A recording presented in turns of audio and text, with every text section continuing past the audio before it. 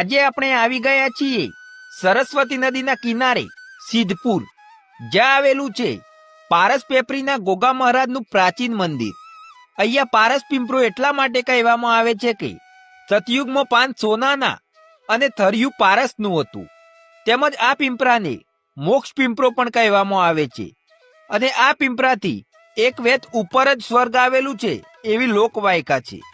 બીજી લોકવાયકા એવી છે કે જ્યાં જ્યાં ગોગા મહારાજ અત્યારે છે, બધા જ ગોગા મહારાજ અહીંયાથી ગયેલા છે.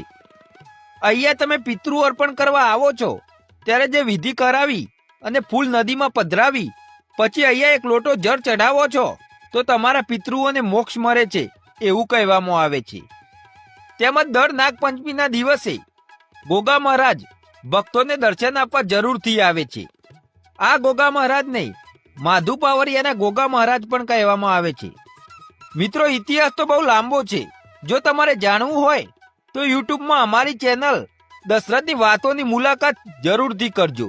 તો બોલો ગોગા મહારાજની જય.